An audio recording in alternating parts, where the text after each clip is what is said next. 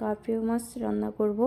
প্রথমে ভেজে নিব হলুদ আর লবণ দিয়ে, একটু ভালো করে ভেজে নিতে হবে। চুলার আঁচটা বাড়িয়ে একটু যদি ভেজে নেওয়া হয় তখন দেখা যায় উপরে ক্রিস্পি হয়, ভিতরে সফট থাকে।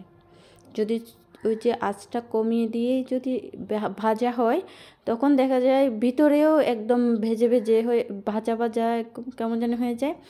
এগুলো খেলে আবার মানে গ্যাস্ট্রিকের প্রবলেম করে অনেকের। তাই আমি চুলার আঁচটা বাড়িয়ে দিয়ে মাছটা ভেজে নিই, যাতে একটু ক্রিস্পি ক্রিস্পি হয়, উপরে ভিতরে সফট থাকে, তেলটা ঢুকে না ভিতরে। আবার বেগুনগুলিও অল্প তেলে ভেজে নিব। বেগুনটা ভেজে নিলেই পরবর্তীতে রান্নার সময় একদম সফট হয়ে যায়, তাই আমি বেগুনটা ভেজে নিই। হালকা একটু তেল দিয়ে দিয়েছি, এর মধ্যে কালো জিরের ফোড়ন, তারপর হলুদ, লবণ আর মরিচ দিয়ে পরিমাণ মতো মরিচ দিয়ে একটু পানি দিয়ে কষিয়ে নিয়েছি।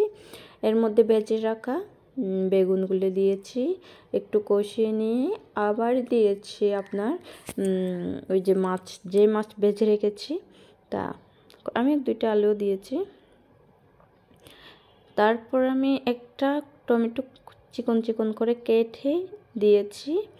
এর মধ্যে একটু হালকা পানি দিয়ে কিছুক্ষণ ঢেকে রাখবো।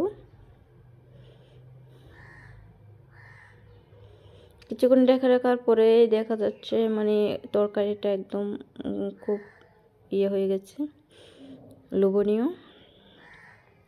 আস্ত কাঁচামরিচ আমি দিয়ে দিচ্ছি, এটা দিলে অনেক সুন্দর একটা ফ্লেভার আসে, খাওয়ার সময়ও দেখতে ভালো লাগে। আর আপনারা চাইলে এটা একটু করে করে ভাতের সাথে একটু মেল্ট করে খেতে পারেন, তখন টেস্টটা অন্যরকম পাওয়া যায়।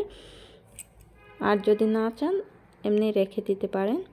এর মধ্যে ধনে পাতাটা আমি দিয়ে দিচ্ছি, কুচি করে ধুয়ে কুচি করে রেখেছিলাম আগে থেকেই। এটা দিয়েই কিছুক্ষণ ঢেকে রাখবো। আমার তরকারি অলমোস্ট ফিনিশ হয়ে মানে রান্নাটা অলমোস্ট হয়ে গিয়েছে। আমার ভিডিওটি ভালো লাগলে please like, comment and subscribe.